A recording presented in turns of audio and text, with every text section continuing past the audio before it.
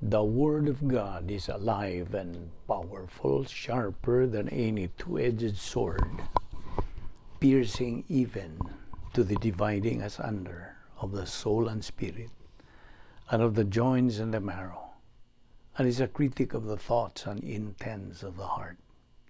All Scripture is God-breathed and is profitable for doctrine, for reproof, for correction, for instruction in righteousness, that the man of God might be mature, thoroughly equipped unto all good works.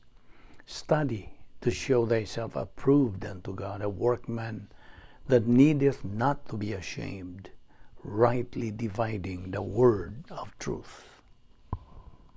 Luke chapter 6 verse 22 to 23 says, Blessed are you when men hate you, and when they exclude you, and revile you, and cast out your name as evil, for the Son of Man's sake. Rejoice in that day, and leap for joy, for indeed your reward is great in heaven, for in like manner their fathers did to the prophets. John 15:18 to 21. If the world hates you, you know that it hated me before it hated you. If you were of the world would love its own. Yet, because you are not of the world, but I chose you out of the world, therefore the world hates you.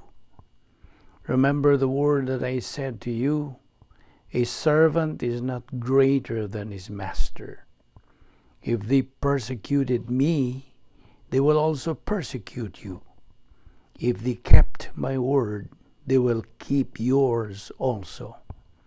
But all these things they will do to you for my name's sake, because they do not know him who sent me. 1 Peter 3:14 to 16. But even if you should suffer for righteousness' sake, you are blessed. And do not be afraid of their threats, nor be troubled.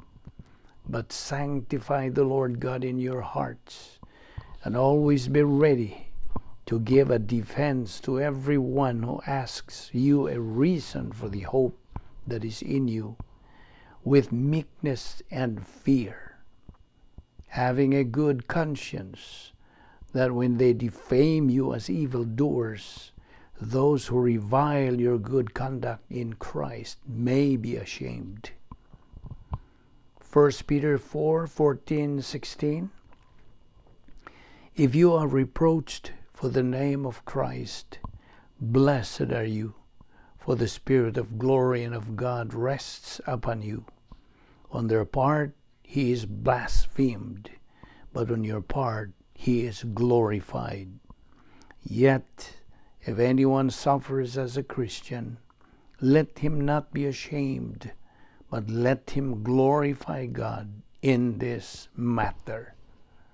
Sa dili pa kita magasugod, sa pagpadayon sa pagtuon sa pulong sa Diyos ni ining adlaw, let us examine ourselves. Atong susiyo na atong tanlag kung nabatay mga sala pa diya sa atong kalag, kay kinimahimo lamang babag sa atong pagkabuhatong pagtuon sa pulong sa Dios. As usual, ug mao kani ang atong routine, before we start, gikinahanglan atong susihon, atong kaugalingon. Kung nabatay mga sala, let us use the principle of 1 John 1:9. If we confess our sins, God is faithful and just to forgive us our sins and to cleanse us from all unrighteousness. Kung manimubuhata ka na, ikaw andam na usab. Pagpadayon sa pagtuon sa pulong sa Diyos. Apan alang kanimo, higala, nga wala pa'y kaluwasan diya sa imong kalag, labing may nung danon kini, nga imong tutukan og imong hatagan sa pagdagad. Gamita ka ng imong free will sa paghimos labing may nung danong desisyon sa tibok mong kinabuhi. The decision to believe in Jesus Christ as your Lord and Savior. Acts 16:1, nagaingon, believe on the Lord Jesus Christ, and thou shalt be saved. Humani mo buhata ka na ikaw andam na sa pagsalmot, pagpadayon ni nga atong pagtuon sa pulong sa Dios ni nga adlaw busa sa hilom magandam tas tong kaugalingon. Let us pray.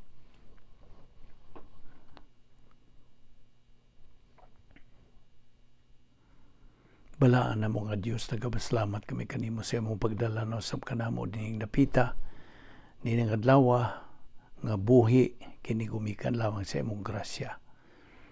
Uban ni kami o Diyos among pagpadayon sa pagtuon sa imong pulong ug tultuli kami imong mapatinaw pa og dugang ang imong kamatuoran. Aron kini amo usab ikadugang sa amo nang napundo din sa among kalag. Salamat ni among Bible study through the YouTube, ubo sa Vic Balbido Evangelistic Ministry. Kining tanan among ipasalamatan sa ngalan ni Kristo Jesus. Amen. Paingadlaw. Good day everyone sa atong mga suki, sa atong mga higala, kaninyong mga bag-o pa, welcome. O kaninyong mga kaigsunan diha ni Kristo, aniyan na sab kita, nag-uban, o nagadupot gihapon kita sa pagtuon niining atong tunanan giuluhan og mental attitude dynamics. So mao kini ang atong ipadayon sa pagtuon. So are you ready? Diin kita munong mao kadto atong ipadayon. Now, ato nang nasayran unsa ka mayong danon ng atong pangunahuna, right? Ug ato namang tun-an ang pipila ka mga punto sa doktrina, points of doctrine, bahin ini.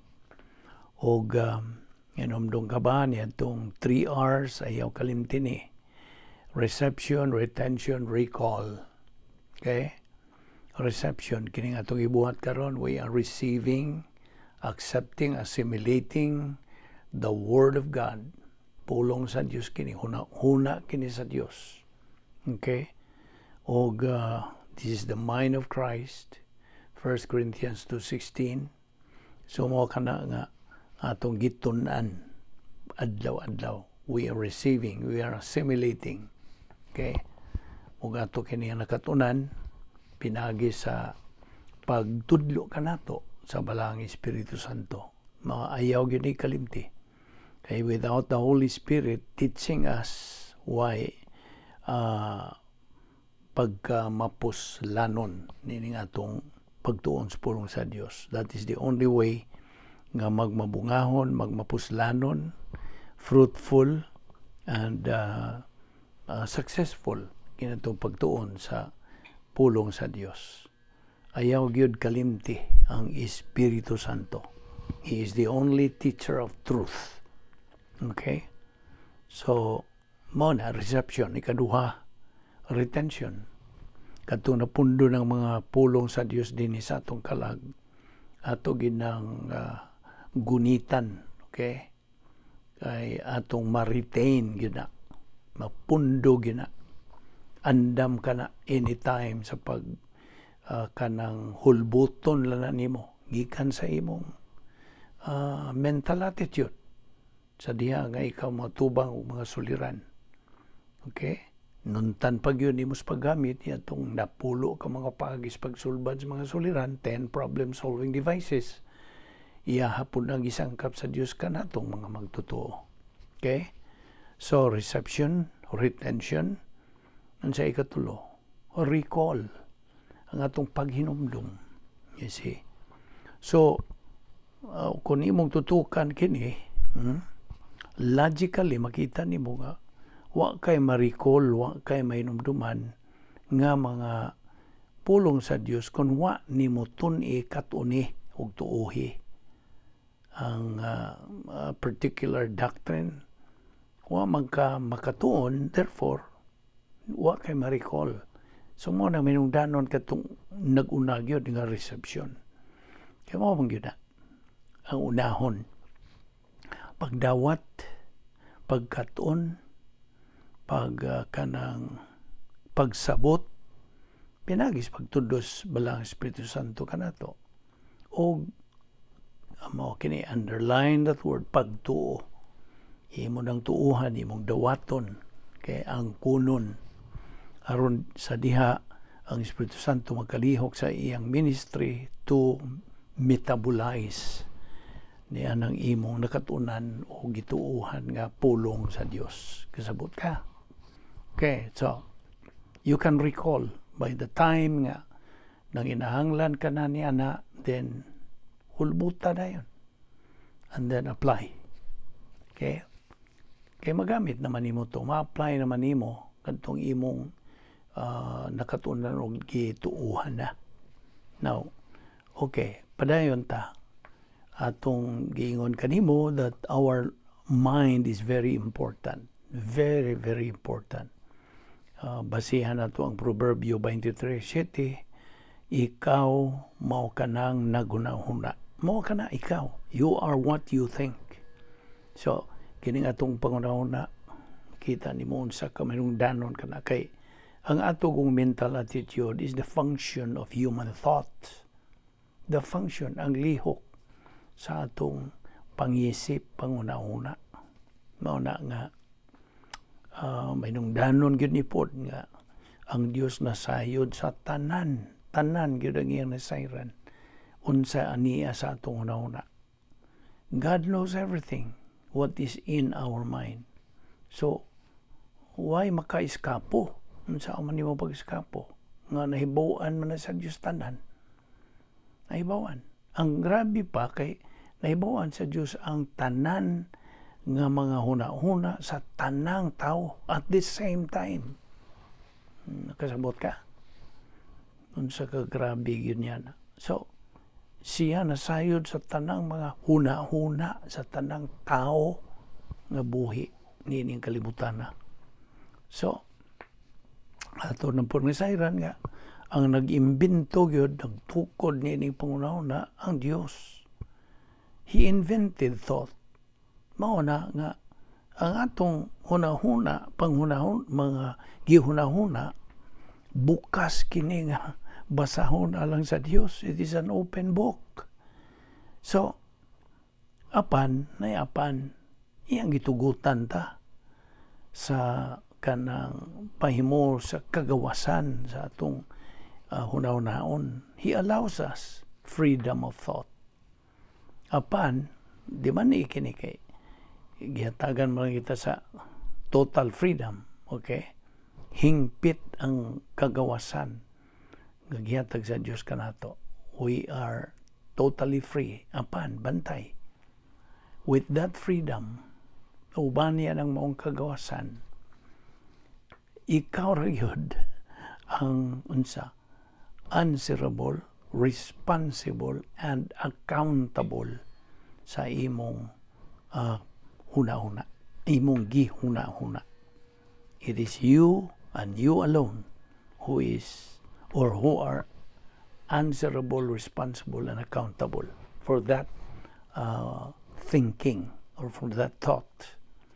O ang Diyos, nasayod siya sa nang labay na, nasayod siya sa karon, nasayod po siya sa ugma nga itong paghuna-hunaon. He even knows, nahibaw na siya sa tanang mga huna-huna nga ato pang paghuna-hunaon in the future. So, gawas pa rin, kining atong panghuna-huna is the battlefield.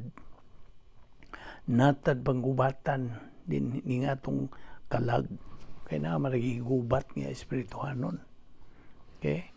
It is spiritual warfare between the forces of evil nga ihang Satanas and the forces of God. Kita na taliwa, papilion kita. You see? Og nasayran na nato ang kinabuhi sa magtotoo, matag magtotoo, every believer, ana sa iyang pangunahuna. Ug ang iyang kinabuhi sa magtotoo, madeterminar pinagi sa unsay iyang gihuna-una ug unsay iyang gidesider, what he decides, what he thinks and what he decides. Kay na covered man na sa giingon na ito law of volitional responsibility. Critical kayo na kining volitional responsibility nga balaod ni og mao na nga atong giingon kanimo nga we may be judged by our overt behavior. Nahimog hukman ta sa atong kanang batasan nato sa dinhi sa kanang sa gawas, overt man. Mahimo nga hukman ta. Apan ang Dios magahukom kanato kung unsay naa sa atong una-una. God judges us by what we think. Now, okay, nahibawan na nato nga siya ragyod, ang Diyos ragyod nahibaw sa unsay gihunahunas mga tao. Siya ra. Kita mga tao di we. We cannot. We only see in other people. Unya ka na atong nahibaw, nakita diya sa mga tao. Dili na hingpit, dili na kumplito ba. So, we cannot judge them just by what they do. Kita ni mo? Apan atong timanan nga ang Dios nagatanaw lang sa unsay ana sa sulod, dili sa unsay naa sa gawas. He does not look at our outward look. He looks at what is inside. Okay? So only God can see everything. Man cannot. Now, sa laing bahin sa atong gihigutan kagahapon nga kining kalig-on sa atong kinabuhi inon talang in general kalig-on sa atong kinabuhi nagaagad kini o kanang gumikan kini sa unsay kahimtang sa atong pangunahuna. Ato og ato namang gitanaw katong maghatag nga nako ihemplo sa tinuod matuod yung kaisog katong kanang gisinati ni David. Okay? Si David nga mo'y mipatay kang Gulayat nga higanti. Ug mao na nga si David samtang nakigharong siya nitong mga higanti, mingon siya, well, the battle is the Lord's. Dili ni ako Kay diha siya doctrinal courage. O it's presume nga imong gibasa ka ng 1 Samuel Kapitulo 17 versikulo 1 at 58. Now, okay, padayon. Ato nang gitun-an ang mga bahin sa atong pangunahon na areas of mental attitude. Ang naguna nini, worldliness, pagkakalibutan. Okay? Ang worldliness, diha gyapon sa atong pangunahon na. You may be dili worldly sa gawas, apan tuan sa suod, ang grabe mo kadtong tuan sa suod. No, lagi God looks at your inner being, dili katong outward. Mas gawas dili. So worldliness is a mental attitude. Okay? Mao na naguna nga area. Ikaduha, inner happiness. Of course, inner na nagani sa pulo nga inner na nasa sulod. Sulod nun nga kalipay. Ikatulo, peace or confidence. Kalinaw o unsa pagsalig. O ang ikaupat, mao na ni stability, ang kaligunan. Okay? Ligon na gyud ang imong pangunahuna. Now, di ba nga ang mental attitude is the function of human thought. Unsa ba itong akong hatag nga prinsipyo ni mo may tungod dining emotion. What did you remember as far as emotion is concerned? Ang emotion, bahin gini sa itong kalag, okay? Now, kung bahin nag-emosyon, wa nilabot sa atong Kristohanong paagis pagkinabuhi. Wala. Kasabot ka? O I hope na sabdan na nimo na. Emotion has nothing to do with the Christian way of life. Ako ning ibalik aron gyud klaro gyud nimo ni. Kay unsa man yung function? Unsa may function sa atong emosyon, sa atong pagbati? It is simply to appreciate. Pag kanang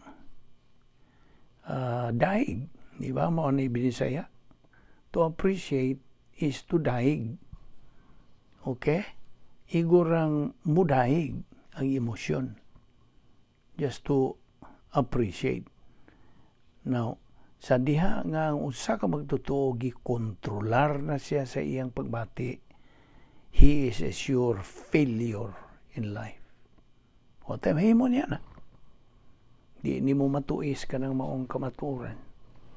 Sigurado man yun nga mapinakyason sakto ba ng Binisaya, mapinakyason failure o kanang pildiro. No man atong sagad nga gigamit. Ang usa ka magtotoo nga mitugot sa kanang naay pagbati niya nga mo'y mo dominar sa iyang kinabuhi. Sigurado siya nga pildiro sa iyang kinabuhi. Una-una ramang gud ang iya ramang kong emosyon mo gigamit. O man siya magamit nga diha siya una-una kay wa may suod nga kamaturan. Puros pangyod mga cosmic, mga tinawhanon, kalibutanon na kung kanay mo gamiton, naibaw kawagon sa resulta. Sigurado magyud kang pakyas sa imong Kristohanong pagkinabuhi. What time mo? Now, subog yun palandungo na. Ang mga negatibong mga magtotoo, ang ilang yung gamiton, ang ilang yung pagpati. Basta negatibo ka, ngadto sa pulong sa Dios, negative believers, just use emotion. Thus, they can never be winners in life. Dili. Never can they become winners. Mauna nga, they have low self-esteem. They are bad decision makers. So, nag-consider sila sa doktrina nga atong gihisgutan nga they become scams. Nga mga way hinungdan, way gamit, you see, way post, scam. O ang Diyos buot nga ikaw mahimong mananaog. You become a pivot. You become an invisible hero. Ug mao na ikaw ang kanang kaligunan sa imong kanang magsugod ba gid basic unit nga ang imong panimalay ngadto sa katilingban ug ngadto sa nasod. You see, you function as the true salt of the earth. Mo na nagapreserbar sa imong nasod, ikaw nga nagatubo, advancing and spiritually mature. Mao man gyud na ang kabubuton sa Dios nga kitang mga magtotoo magakabot niya ng maong ang-ang. Ingnon na lang atog ang-ang stage in life to be spiritually mature. Kaya na naman kay katako sa pagkinabuhi. So, mao na nga ang imong stability, ang imong kaligunan sa imong nahuna. Ikaupat na nga area of mental attitude. O gani gi-explicar kining bahina diha sa 2 Timoteo 1:7. Ato maning quote last time. 2 Timothy chapter 1 verse 7 says, "For God has not given us a spirit of fear, but power and love and a sound mind." Na kay ang stability gud ang kaligunan kini direkta kining resulta, direct result sa kalinaw. It is a direct result of peace. So, mao na nga ang kabalaka, pagkahadlok kini at bang kini opposite kini sa stability. Ngano man. Tungod kay ang magtutuo unsa iya maghihimo ang iyang pagbati nga mo iyang boss. He is making emotion as his boss. Nga mo na. You see, nakita nimo kung mo na boss nimo ang imong pagbati. Luoy ka. Now, every time you allow fear to come into your life, you as a believer, gyud kay kanang pagkinabuhi sa espirituhanong panginabuhi. You are not living the spiritual life. What may mo niya na? Prinsipyo gyapon kini sa pulo sa Dios. Mao sa bahin ganing mga kahadlok, mga kabalaka, unsa man, man kamo barog. Yan nagisulti sa pulo sa Dios nga, if God is for us, who can be against us? Kay if God is for us, ka diha magpuyo diha sa sulod sa imong royal palace, otherwise called unsa, operational divine dynasphere. Nga mo ni protocol plan of God, mo na God's power system. You see, daghan ang mga description niya na that is the perfect environment kay mong kapuyan. So kung buot kang musinati og perfect environment, puyo diha sa sulod sa imong dapit nga puloy-anan. Giyandam gula sa Dios natong mga magtotoo. Operational divine sphere. It is a mental attitude life. Ayaw na nagkalimti. Ako ginagiyatag emphasis. The Christian way of life is a mental attitude life. Now, ang uban tingali mga bag-o, maupay pagkadungog, murag musinta sila. Sana man ang mga punga ninyo. Gama-gama mo. Magkatawa lang ko magkadungog yan ng mga komenta. Of course, di na ayaw yung ka-react. Kung naay mo react. Hindi mga prinsipyo sa iyaman sa Diyos. Naramaguna ni mo mudawat ka ba mo, sanong ka ba, mo isalikway. You are free. Kita ni mo. You are totally free. Whether you accept it or reject it. Na kay freedom of choice. Tiyaw mo na, di man mamugos ang Diyos. Kung may yung kang di, mauso ba ang Diyos? Mauso ba ang plano? It cannot affect sa Diyos. Ikaw mo'y magaluluoy sa imong himong desisyon nga sayo. You see? Nakita ni mo? So, ako malikon nga kita kanang pahimangnuan sa pulo sa Diyos. Ang Diyos mismo. Be strong. Be courageous. Barog. Gamita nga akong pulong nga mao'y espada sa Espiritu Santo. Kung mubati ka ng mga kahadlok, mga kabalaka, barog dayon. Gamit sa akong pulong. Di man itong akong giingon. Maingon ko ang Diyos. O ito pa lang iliteral nga musulti siya. Apan, misulti man ang Diyos pinagi siya mga pulong. Nga iya maning pulong nga. Kung anaa kita sa Diyos, if God is for us, who can be against us? Insa pa man. Ug mao na nga, pagtuo, ug guriti ginang pulong nga pagtuo, your faith. Do not waver. Do not attempt to waver niya ng iyong pagtuo. Nga, we live by faith, not by sight. You see? Mao ni atong pagkinabuhi ingon nga mga Kristohanon. Pinagis pagtuo, dili sa pinagis sa atong makita, dili. Unya, we must always be guided by this principle nga I hope, need to hope na ginadiya sa imong galamhan sa imong kalag nga nagaingon og live and learn or learn and live. Unsa may wrong way? The wrong way is live and learn. Muna sa'yo. And the right way, ang hustong pagi, learn and live. So, ayaw na nagkalimti, ha? Now, okay, balik ragutan niya itong pagkahadlok, fear. Fear, like what the disciples experienced while they were in the boat with our Lord. Ang ilang gisinati nga kahadlok, mo ito yung opposite sa pagtuo. Opposite man to. Now, nun sa may gisulti na si Brohanon 11:1.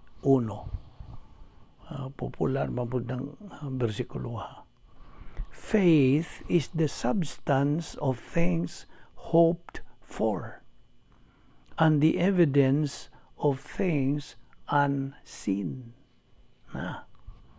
Sabi ni Saya na, kini ang unod sa mga butang nga atong gipangandoy, hope for, og mauni ang pagpamatuod sa mga butang nga wa pa nato makita, unseen. Now, so mo na nga kung nagabarog ka na siya ligon imong pagtuo, nga naman yun sa manang pagkaligon, umikan sa imong pagkamatinumanon, makugihon, masigihon, malahutayon, kanang nagasubay kayo or consistent and persistent sa imong intake of the Word of God.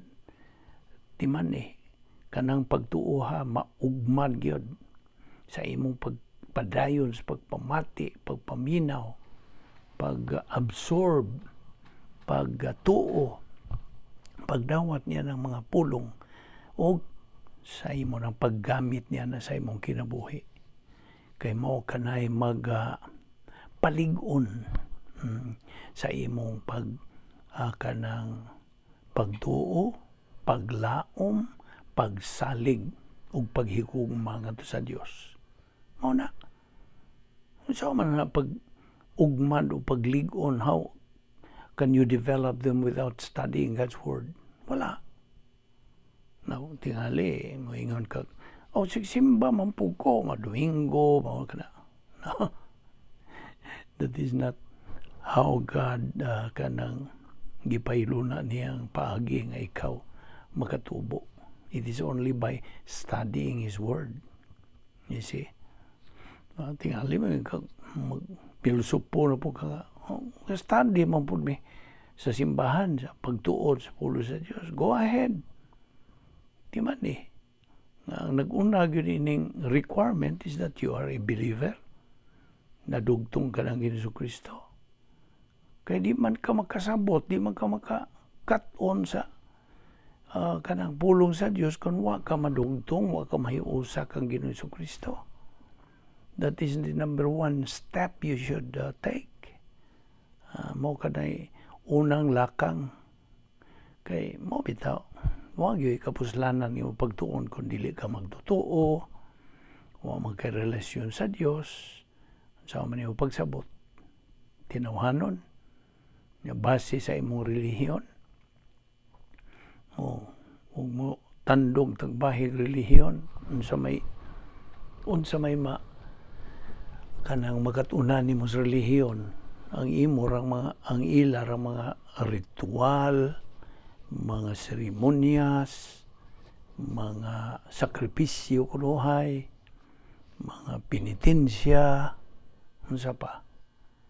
All of this are from religion. It will never let you move an inch kung bahin na sa espirituhan ng mga butang. You see? So I hope nakuha ni mo ning mga punto din na. Remember, there are only two kinds of believers din kalibutan na. Two kinds, duha. Losers and winners. Na kinsa man yung mga losers? Well, Mga loser believers are those who fear and worry. Di ba bakang adagang mga magtotoo na pa'y pagkahadlukan, pagka mabalakon, anxious, pa'y anxiety, mga salaman ang grabe kay sala ra pag yun una, anxiety, fear, worry, self-pity, sa pa, ang imong pagbati og sadaan, guilty feelings, all of this, sa huna-huna, grabe kining matang. Now, by the way, sa pulong sa Dios, wa ni maghisgot og yung mortal sin o venial sin o unsa pa diha. Wala. Ang pulong sa Dios nagalatid niini nga way gamay, way dako nga sala. Kung sala yun na. May sagod sa kagamay. Kung ang tanang sala, pagasilutan ra pag yun. Ang tanang sala, way makaiskapo nga sala gikan sa hustisya sa Dios. So, kanang sala. So, sa diha nga ikaw magkasala, bisag Kristuhanon ka na, magtotoo ka na, luwas ka na. Inikamatay ni mo, ato ka mas langit, kay luwas ko ka. Magtotoo ko ka. Kristuhanon ko ka.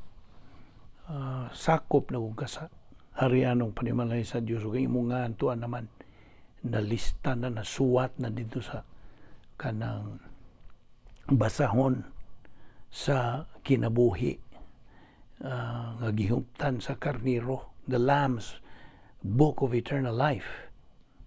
O mao na nga ikaw luwas apan loser ka dinhi sa kalibutan. You are not a winner, you are a loser tungod sa imong desisyon, imong tinuyuan. Nakasabot ka. Ang pagka-loser o pagka-winner, tinuyuan sa atong buot. Na I hope ni tuhop na ginanimo. You can either be a loser or a winner, depending on your volition, on your decision, from your free will. So ang mga losers are those believers who fear and worry. Katong mga winners, ang mga mananaog, believers who have faith. Pistis, P-I-S-T-I-S. Nagagunit sila niya na. Now, ang atong pagtuo, by the way, maugmad ning atong pagtuo. Pinagi sa atong pagpadayon sa pagtuon sa pagpamati, pagpaminaw, kanang absorb niini, pagtuo niini, paggamit na niini. Mao bitaw nang kanang asa man na nimo makita ang bersikulo. Diha sa kanang pulong sa Dios bahin sa faith cometh by hearing and hearing by the word of God. Asa man na nimo. Romans 10:17. Abrihin ang imong Biblia. Nasa Roma 10, kapitulo 10, versikulo 17. Faith cometh by hearing, and hearing by the word of God. Na, mao nang gisigi na tugtuon ng pulong sa Dios. Balik-balik. Mao ni kanang method of inculcation. Sinil-silay. I hope na nga sil-sil na gyud nga itong gipang tuki, gipang isgutan din So, gikinahanglan ang atong pagtuo sa diha nga kita magaatubang og bisag unsang unos sa kinabuhi nga muhapak ka nato. Gusto?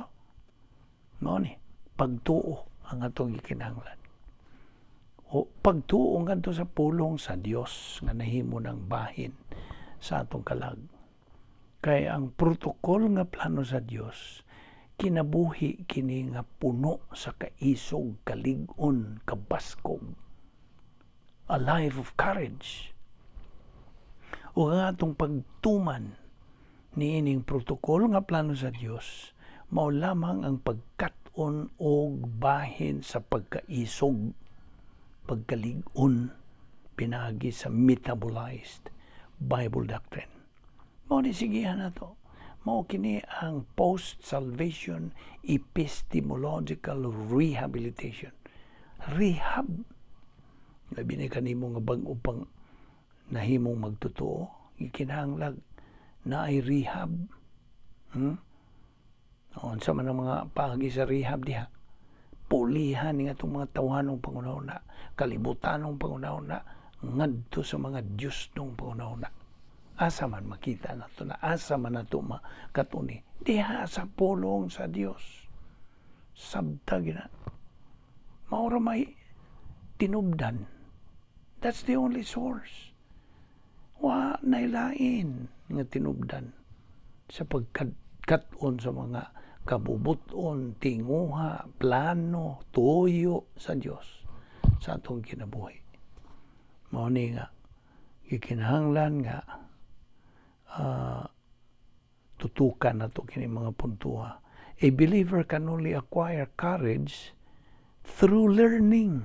Pinagi sa atong pagkat-on sa protokol nga plano sa Dios ug ang paggamit sa nampulo ka paagi sa pagsulbad sa mga suliran. God's 10 problem-solving devices.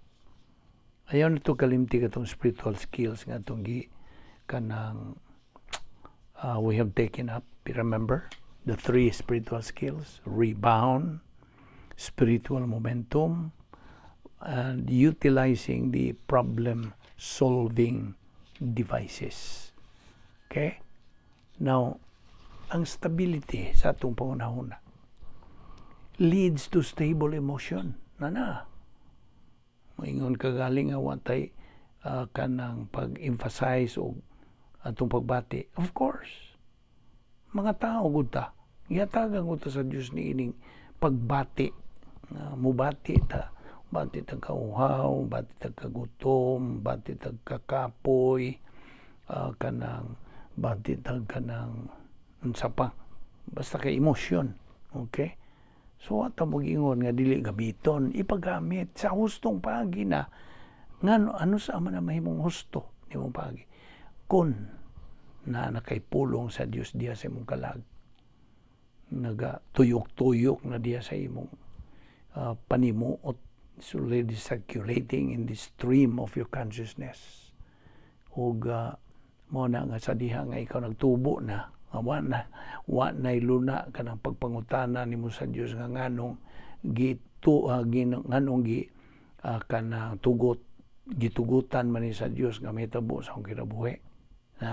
Mao ra ba ginisagad nga kanang ibungat sa magtutuo nga way pulong sa Dios diha sa iyang kalag, sa diha nga nay muhapak niyang ginagmay mga suliran sa kinabuhi, mudayon siya basol sa Diyos. Why did God let this happen to me?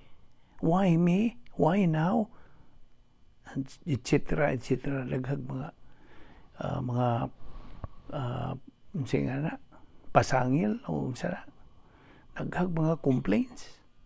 So sa diha nga magtutuo, mangutana niini, that means pa.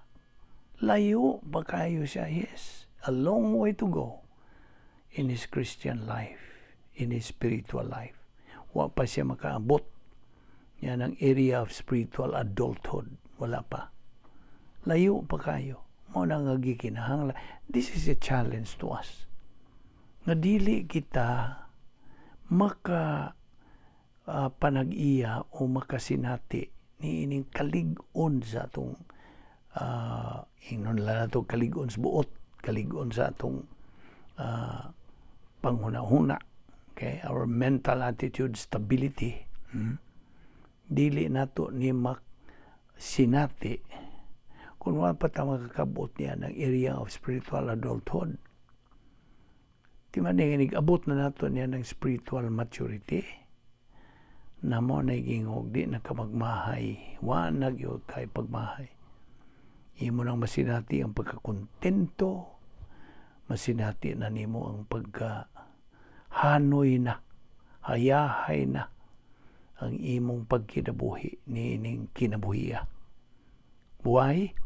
Because you have arrived at this stage nga kanang you are now a winner in this life and in the next.